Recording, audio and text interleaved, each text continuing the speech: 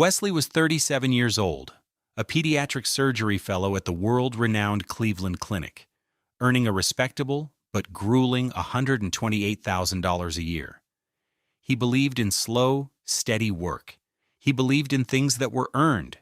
And as he sat on the edge of a $12,000 king-sized bed in a $4,500 a night suite at the Ritz-Carlton, the morning sun of a new day, the first day of his marriage, streaming through the panoramic windows overlooking Public Square, he was confronted with something that felt profoundly unearned. His wife of less than 12 hours, Selena, stood before him, a vision in a $600 white silk robe, her deep brown skin luminous against the fabric. In her hand, she held a single, professionally laminated sheet of paper. She hadn't said good morning. She hadn't kissed him. She had simply waited for his eyes to open, and then she had presented the document.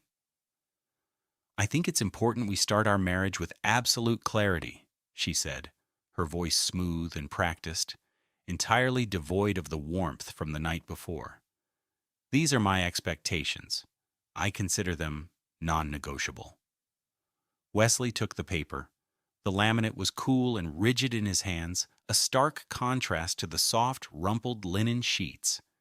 At the top, in a crisp serif font, were the words, "Our marriage, expectations, and framework."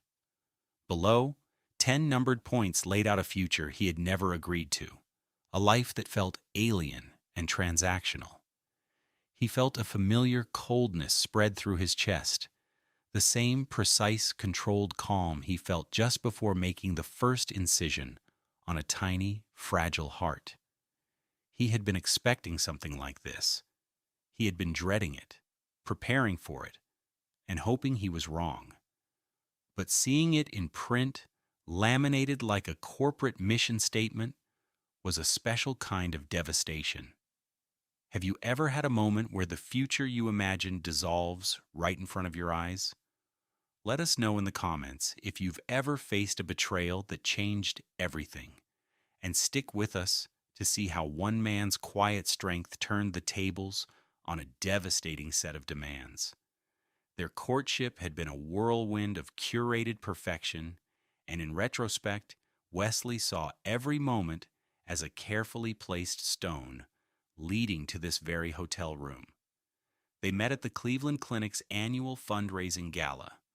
Wesley was there out of obligation, feeling out of place in his rented $350 tuxedo, sipping a glass of complimentary sparkling wine.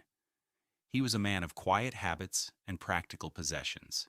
His most prized asset was his paid-off 2018 Honda Accord, a car with 78,000 miles that had never once failed him. His world was one of sterile operating rooms, beeping monitors, and the profound, humbling responsibility of holding a child's life in his hands. Then, Selena had appeared at his elbow, a radiant smile on her face. She wore a shimmering emerald green Burberry dress that he would later learn cost $2,400. She moved with an effortless grace, her long, elegant braids adorned with subtle gold cuffs that caught the light. She introduced herself as a brand strategist and marketing consultant, a title that was as impressive as it was vague. She had a way of making him feel seen, drawing him out about his work, her eyes wide, with what he mistook for genuine admiration. "Saving children," she'd murmured, placing a hand on his arm. "That's the work of a king." Their dates were always at her suggestion, and they were always expensive. Dinner at Marble Room Steaks, where the bill easily topped $400. Cocktails at Society Lounge, where a single drink cost more than his lunch for a week. He would pay, of course, drawing from the savings he was meticulously building. He was a fellow on the final leg of a brutal decade of training. His salary was temporary. The real earning potential was still a few years away, a fact Selena seemed keenly, almost academically aware of. "Just imagine, Wes," she'd say, looking out from the rooftop bar at the Nine, "when you're an attending surgeon. This whole city will be ours." He lived in a modest, but solid, three-story townhouse in Ohio City, a property he'd purchased 5 years earlier for $450,000 with a down payment he had saved since his residency. It was his anchor, a testament to his belief in ownership and stability. The furniture was simple, functional pieces from West Elm and IKEA, totaling no more than $8,000. He had a small garden in the back, where he grew tomatoes and herbs.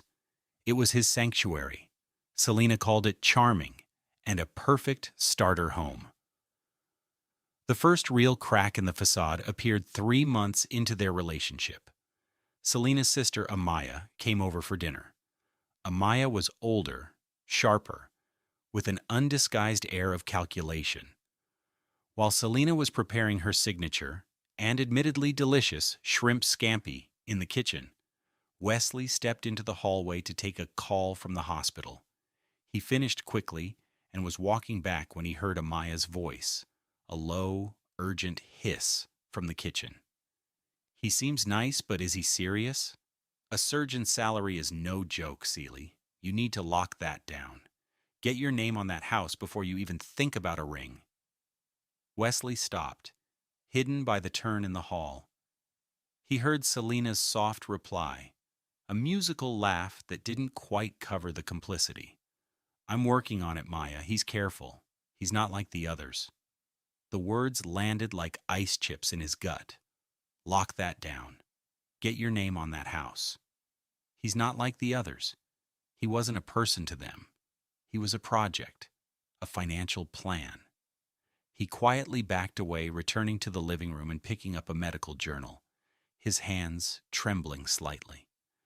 When they came out of the kitchen smiling, he smiled back. But something inside him had shifted. A quiet alarm had been tripped. The pressure escalated from there, veiled in the language of love and commitment. The true outrage accumulated not in loud arguments, but in quiet, presumptuous conversations, where his life was discussed as if it were a corporate asset under new management. A month after he overheard Amaya, Selena arranged a dinner with her parents at their sprawling home in Hunting Valley, a suburb of Cleveland, synonymous with old money and sprawling estates. Her father, a retired executive, wore a $3,000 Xenia suit and a gold Rolex worth more than Wesley's car. Her mother was draped in a cashmere shawl that probably cost $1 ounce to $500. They sat in a formal dining room under a crystal chandelier. After exchanging pleasantries, her father, Harold, leaned forward, swirling a glass of what he announced was a $300 bottle of Cabernet. "Wesley," he began, his tone avuncular but firm, "Selena tells us things are getting serious. We're thrilled. Now, as you build a life together, it's vital to merge your paths completely. For instance, a man of your standing, with your future, should show his commitment. Adding Selena to the title of your house, your investment accounts, it's a sign of true partnership." Selena's mother, Clarice, chimed in, her voice a gentle but insistent hum. "Of course. What's his is yours now, sweetie. A husband provides, and he protects his wife's future. It's the right thing to do."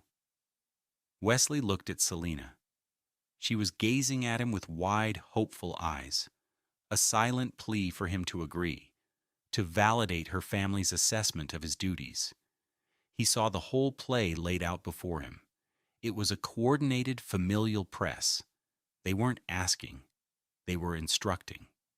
He felt like a specimen under a microscope, his finances and future being dissected and allocated by people he barely knew.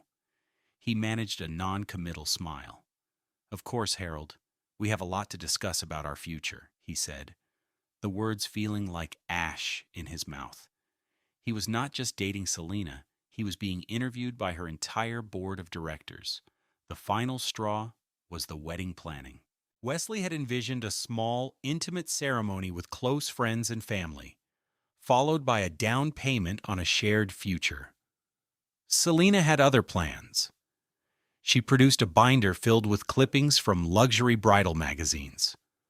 Her vision involved a guest list of 300, a ballroom at the Tudor Arms Hotel, a 10-piece band, and a custom-designed gown. The preliminary budget she presented was a staggering $150,000. "Selena, this is more than I make in a year," he said, staring at the spreadsheets she'd prepared. "We can't afford this." "We can't afford not to, Wes," she countered, her voice taking on a hard edge. "This isn't just a party. It's an announcement. It's about our social standing. The people we invite will be your future patients, my future clients. It's an investment." "An investment? Selena, I have $90,000 in savings. I've been building that my entire adult life. This would wipe it out for one day." Her eyes filled with tears, a tactic he was beginning to recognize as a strategic maneuver. "So you don't think I'm worth it? You don't think we're worth it? I just want one perfect day to celebrate our love, and you're putting a price tag on it." The argument went on for weeks. He felt cornered, his fiscal prudence reframed as a lack of love. Every objection was met with emotional blackmail. In the end, exhausted and wanting to believe her tears were real, he compromised. They agreed on a budget of $80,000. He paid for over $65,000 of it from his savings, the account he had so carefully nurtured now gutted for floral arrangements and ice sculptures. He watched the number in his bank account dwindle and felt a profound sense of loss, not just for the money, but for the shared dream of building something practical and real. He was funding a performance, and he was starting to feel like the only one who didn't have a copy of the script. The day after he wrote the final check to the wedding planner, a knot of cold dread tightening in his stomach, he knew he couldn't proceed without a safety net. He had to hope for the best, but he had to prepare for the worst. The following Tuesday at 11 a.m., Wesley walked into the lobby of the Terminal Tower in downtown Cleveland. The grand, opulent space felt like a cathedral to commerce and power. He took the elevator to the 35th floor, to the law offices of Jenkins and Associates. He had found Ms. Carol Jenkins through a referral from a trusted senior surgeon at the clinic. She was known for being discreet, sharp, and fiercely protective of her clients' assets. Ms. Jenkins was a commanding black woman in her late 50s with her hair in elegant silver locks and a gaze that seemed to see right through him. Her office wasn't flashy, it was functional, with shelves of law books and a simple oak desk. The only personal touch was a framed photo of her with her two grown sons. She listened intently as Wesley, in a calm, measured voice, explained the situation. He didn't editorialize or complain. He simply stated the facts, the comments from Amaya, the dinner with her parents, the pressure over the wedding budget.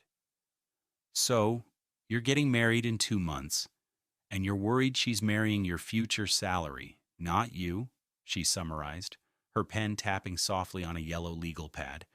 Her fee was $200 an hour, and every second felt worth it. "I hope I'm wrong," Wesley said quietly. "I want to be wrong. But I can't go into this unprotected. My townhouse, my pension. I've worked for 15 years for that. It's all I have." "Hope is not a legal strategy, Doctor," Ms. Jenkins said, her voice kind but firm. "Preparation is. Ohio is not a community property state, but things can get messy quickly after a marriage. Let's be clear about what is yours and yours alone." For the next 2 hours, they worked. Wesley had brought a file with him. He produced the deed to his Ohio City townhouse, clearly showing the purchase date 5 years prior. He had statements from his Cleveland Clinic 401k, documenting the current balance of $2,450, all accrued before the marriage. He had statements from his personal savings and investment accounts. Ms. Jenkins' paralegal made certified copies of everything. She advised him to keep his primary income flowing into a separate account and to only use a new joint account for shared household expenses, funded with a specific, traceable amount each month. Do not, under any circumstances, add her name to the deed of your house, she warned. That's considered a gift to the marriage, and it becomes marital property. Don't commingle your premarital savings. Keep everything separate and documented. He paid her a $2,500 retainer. She provided him with a secure digital folder where he could upload any relevant communications, texts, emails, anything that felt like pressure or a demand. Think of it as an insurance policy, she told him as he prepared to leave. You buy it hoping you'll never need it. But if the house catches fire, you'll be glad you have it. Wesley walked out of the terminal tower into the Cleveland sunshine feeling lighter, but also sadder. The romance was gone, replaced by risk mitigation. He was going through with the wedding, putting on a brave face and a loving smile, all while a fireproof folder containing his legal defense sat in the back of his closet. He was walking down the aisle toward a woman he loved, but also toward a woman he was actively preparing to divorce. They had no idea what was coming. Back in the Ritz-Carlton suite, the silence stretched, thick with Selena's unspoken expectation. It was 9:21 a.m. on the first day of their new life. Wesley's eyes scanned the 10 points on the laminated sheet, each one a nail in the coffin of the marriage he had hoped for. 1. All income from both parties to be deposited into a new joint checking account. All existing personal accounts to be closed. This was a complete financial takeover. 2. Selena to be added as a joint owner on the deed of the 1985 Ohio City property within 30 days of marriage. The house. Amaya's words echoed in his head. 3. A non-negotiable personal allowance of $5,000 per month for Selena for personal upkeep, clothing, beauty, wellness. This was more than his monthly mortgage payment. 4. Wesley's work hours at the Cleveland Clinic are not to exceed 60 per week to ensure prioritization of the relationship. An impossible demand for a surgical fellow. It was a demand for him to compromise his career. 5. 2 international vacations per year, Europe, Asia, business class flights required. Minimum budget, $20,000 per trip. A $40,000 annual expenditure on travel alone. 6. Selena's mother, Clarice, will be invited to move into the primary residence within 5 years to assist with future children. His home was now a future multi-generational family compound for her family. 7. All major financial decisions, any expenditure over $1,000, require Selena's explicit written approval. He would need permission to buy a new laptop. 8. Wesley will provide seed funding of $100,000 for Selena's new lifestyle brand startup, Celie Luxe, within the first year. This was more than what was left of his life savings. 9. The Ohio City property will be sold within 2 years to facilitate the purchase of a new family home in Hunting Valley. Minimum value $1.5 million. His sanctuary was merely a stepping stone. 10. These terms are foundational to the marriage and are not subject to negotiation. The final authoritarian seal. He read the list twice, his surgeon's mind dissecting it, noting the precision of the language, the lack of any ambiguity. This wasn't a list of hopes or dreams. It was a contract, a hostile takeover bid for his life. He could feel her watching him, her posture confident, her expression expectant, as if she were waiting for him to sign on the dotted line. The air in the expensive room was heavy with the scent of day-old champagne and wilting gardenias from her bouquet. Outside, the city of Cleveland was waking up, but in this room, a marriage was dying before it had even begun. He folded the paper neatly in half, the crisp laminate resisting, and placed it on the polished wood of the nightstand. He felt nothing but a profound, chilling clarity. The time for hope was over. The time for strategy had begun. It was 9:25 a.m. Wesley turned his head slowly and looked directly at his wife. His face was a placid mask. The turmoil inside was perfectly contained. He had rehearsed this moment in his mind, but he had hoped it would never come. Selena's smile was bright, confident. She believed she had won. She had presented her terms from a position of power, the morning after their wedding, a time when a man was supposed to be wrapped in a haze of love and happiness. She had made a critical mistake. She had mistaken his kindness for weakness. "I've read your expectations, Selena," he said, his voice quiet and even, cutting through the silence of the room. "They're very thorough." She preened slightly. "Clarity is kindness, Wes. I want us to be on the same page from day one." "I understand," he nodded. "I have only one rule in return, just one. You can talk to me about any issue. We can argue about money, about the house, about my hours. We can disagree on anything. But the moment you weaponize your family against me, the moment you bring your sister or your mother or your father into our marriage to pressure me, to gang up on me, or to mediate our disagreements, I will file for divorce. Immediately. That is my only non-negotiable." The confident smile on Selena's face didn't just fade, it collapsed. Her radiant, deep brown skin seemed to lose its light, her face going pale under her warm complexion. Her eyes darted to the side, a flicker of pure, unadulterated panic. It was a micro-expression, lasting less than a second, but to Wesley's trained eyes, it was as clear as a cardiac ultrasound. He saw it all: the shock, the fear, the sudden, horrifying realization that her entire strategy had just been preempted. Her hand, which had been resting gracefully on her hip, twitched. He followed her panicked gaze and saw where it landed, on her $1,400 iPhone 14 Pro, sitting on the nightstand next to his cheap $89 Timex watch. He knew with absolute certainty that her phone was filled with text messages from Amaya. He could practically read them in his mind. Give it to him in the morning. He'll be too happy to say no. If he pushes back, tell him Mom and Dad will have a talk with him. We've got your back. He won't stand a chance against all of us. Her entire plan, the one she and her family had so carefully constructed, relied on their collective force, and in one calm, quiet sentence, he had dismantled it.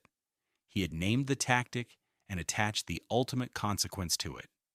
The game she was playing was over before it began. My family just wants what's best for me," she stammered, her voice losing its silky confidence. "I'm sure they do," Wesley replied, his tone unchanging. "But I didn't marry them. I married you. Our problems are ours to solve. That's my one and only rule." He stood up, walked to the closet, and began to pack his overnight bag. The test had begun. The 6 months that followed were a masterclass in strategic restraint. Wesley never mentioned the laminated list again. He filed it away in the same fireproof box with his legal documents. He played the part of a newlywed husband, feigning ignorance while observing every move Selena made. It was a cold, tense period, a domestic chess match where he knew her strategy and she was forced to improvise, constantly testing his boundaries. The outrage was a low, constant hum beneath the surface of their daily lives. The first test came 2 weeks after the wedding. They were in the kitchen of his townhouse, the evening light filtering through the window over the sink. Selena brought up the joint bank account. "Honey, we really need to merge our finances like we talked about," she said, her tone light and casual. "It's the first step to building our life together." Wesley didn't look up from chopping vegetables for dinner. "You're right," he said agreeably. "I'll open a new joint account this weekend. We can use it for all the household bills. I'll set up a direct deposit of $3,000 a month to cover everything." Her chopping slowed. "3,000? Wes, my list said all our income." "This is a good first step," he repeated calmly, offering no further explanation. He saw the frustration tighten her jaw. He knew that $3,000 was enough for the mortgage, utilities, and groceries, but it was nowhere near enough to fund the lifestyle she envisioned. The next day, he opened the account as promised, but his main salary continued to flow, untouched, into his personal account at a separate bank. He uploaded the new account statement to the secure folder Ms. Jenkins had provided. A month later, it was the house. "Have you had a chance to call a lawyer about adding my name to the deed?" she asked as they were getting ready for bed. "It would make me feel so much more secure." "I'm looking into the tax implications," he lied smoothly. "With the property value increase, it might trigger a gift tax. It's complicated. I want to make sure we do it the right way." He made a note of the date and time of her request, a small entry in a growing log he kept on his phone. Each lie was a scene, a piece of evidence. He was building a wall of reasonable delays, brick by brick. The personal allowance was the most contentious issue. She brought it up at the end of the first month. "So about my allowance," she started, a demanding edge to her voice. He handed her a new credit card. "I had this made for you," he said. "It has a $1,500 limit. You can use it for any household incidentals or personal things you need." Her face was a mask of disbelief. "500? The agreement was for $5,000? In cash? How am I supposed to maintain my appearance with this?" "I think 500 is a very generous starting point for a household with our budget," he replied, his voice gentle but firm. "My salary is public record, Selena. You know what I make. Your demands are based on my future potential, not our current reality." Her anger flared. "This is insulting. This is not what I signed up for." She stormed out of the room. A few moments later, he heard the muffled, furious tones of her voice from the bedroom. He didn't need to hear the words to know she was on the phone with Amaya, reporting his non-compliance. He logged the incident, the time, and her exact words. He was living a double life, the calm, accommodating husband on the surface, and the meticulous, evidence-gathering strategist underneath. He was dying inside, the love he'd once felt curdling into a grim resolve. But he had made a rule, and he was waiting to see if she would be foolish enough to break it. The final fatal move came 6 months and 2 weeks after their wedding. It was a Thursday evening in late April, the Cleveland sky a dismal, rainy gray. Wesley walked through the door of his home at 7:12 p.m. He was bone-tired. He had just come from a grueling 14-hour shift that included a complex 7-hour surgery on a newborn's heart. All he wanted was a hot shower and a quiet meal. He dropped his keys into the ceramic bowl by the door and walked into the living room. And there they were, the intervention. Selena was sitting on their $4,000 crate and barrel sofa, her posture rigid. On either side of her, like two sentinels, sat her sister Amaya and her mother Clarice. The air was thick with a heavy confrontational energy. It was the moment he knew would come. Amaya spoke first, her voice sharp and accusatory. "Wesley, we need to talk. You need to sit down." Wesley remained standing in the entryway, his hospital scrubs feeling like a suit of armor. He didn't move. He simply looked at them, his gaze calm and steady. "Selena is unhappy," Amaya continued, taking his silence as an invitation to press on. "You're not respecting the agreement you made. You're stonewalling her on the finances, on the house. You're not being a partner. You're not being a husband." Clarice leaned forward, her face a mask of disappointment. "A man provides for his wife, Wesley. He makes her feel secure. You are failing in your duties. This is not how we raised our daughter to be treated. She deserves the life you promised her." Wesley's eyes moved from Amaya's furious face to Clarice's condescending one. But his focus was on Selena. She sat between them, a silent, martyred figure, letting her family fight her battle for her. She was a willing participant in this ambush. This was the weaponization he had explicitly forbidden. This was the breaking of his one simple rule. He felt no anger, no surprise. He only felt a profound, cold clarity. The end had arrived. He looked directly at his wife, ignoring the other two women completely. "Is this what you want, Selena?" he asked, his voice low and devoid of emotion. "For them to be here, in my house, saying these things to me?" A small, smug smile touched the corners of Selena's lips. She thought this was her victory, the moment he would finally break under their combined pressure. She nodded. "They're just trying to help you understand your responsibilities," she said, her voice dripping with condescension. "Sometimes a man just needs to hear it from others." He had his answer. He had the confirmation he needed. He had given her every chance to solve their problems with him, and she had chosen this. She had chosen to bring her army to his door. He didn't say another word. He didn't argue or defend himself. He simply held her gaze for a long moment, letting the silence hang in the air. Then he turned around, walked out the front door, and closed it softly behind him. He heard Amaya start to yell his name from inside, but he didn't stop. He walked to his reliable Honda, got in, and started the engine.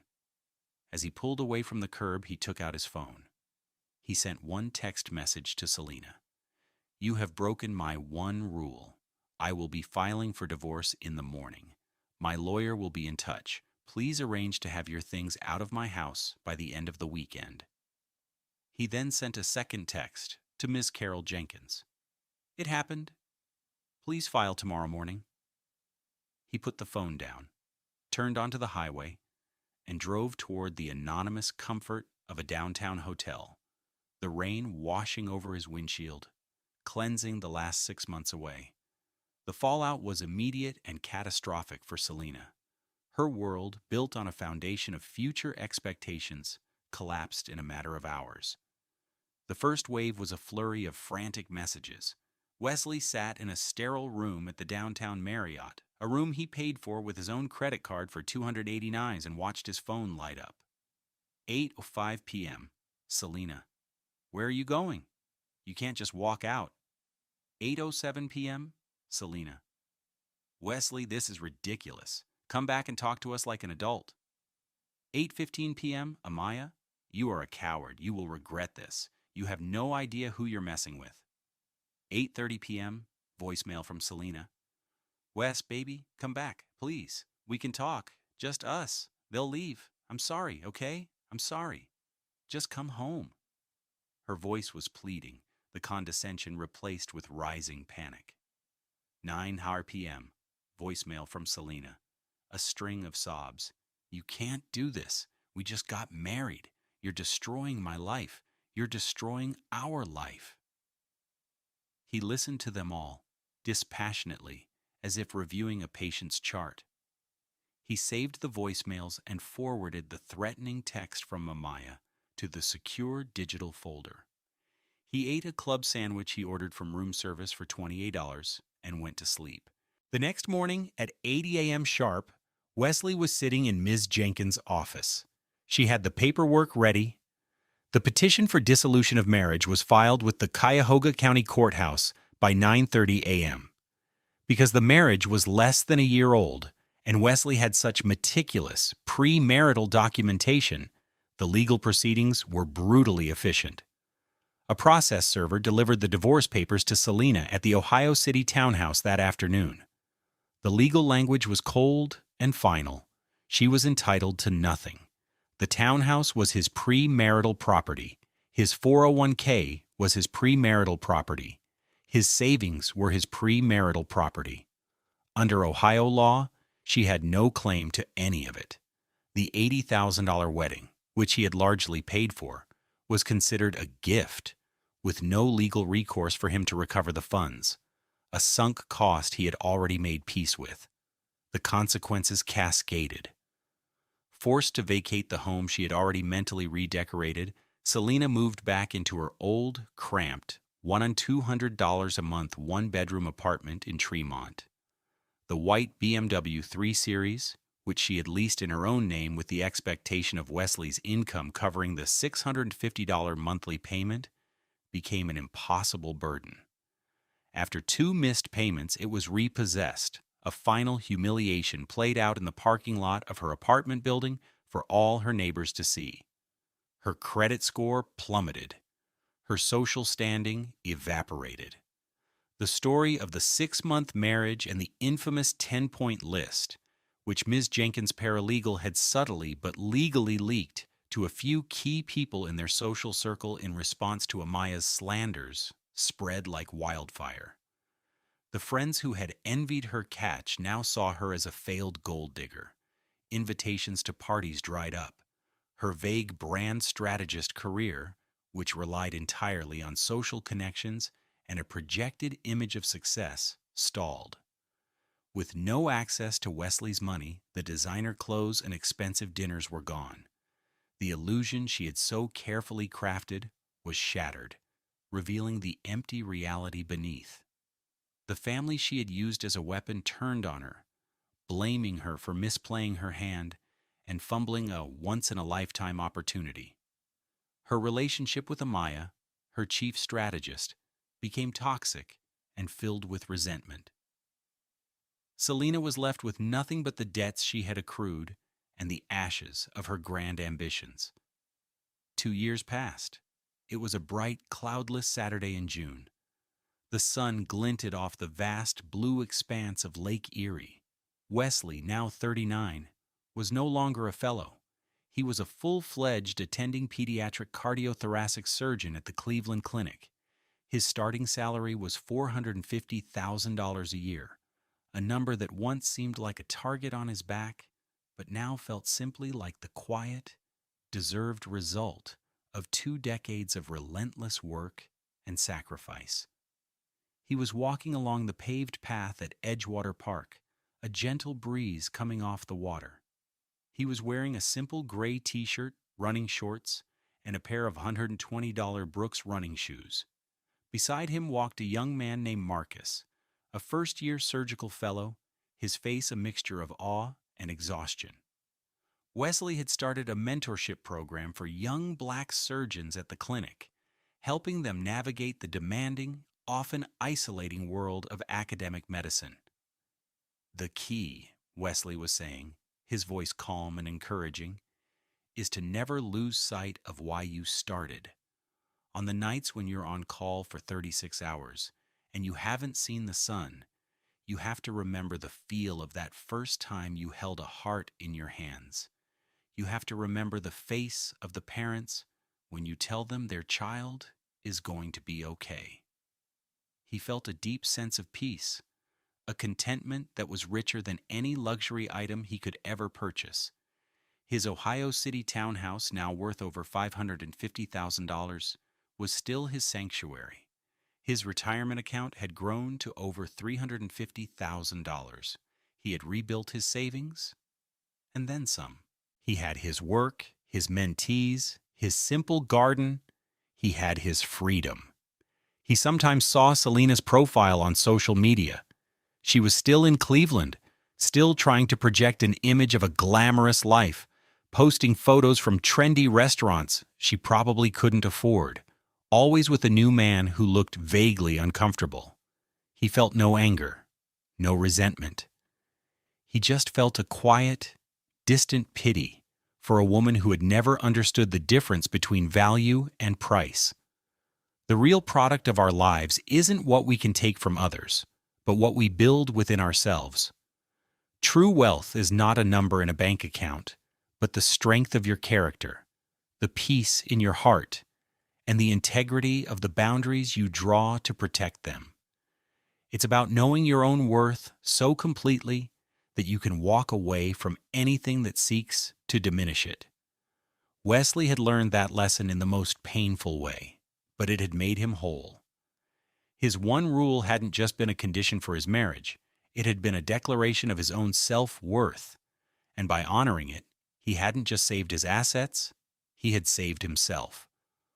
What do you think is the most important rule for a successful partnership? Share your thoughts below. And if this story resonated with you, please like and subscribe to Love Beyond Pride for more stories of strength, self-respect, and the quiet triumph of character.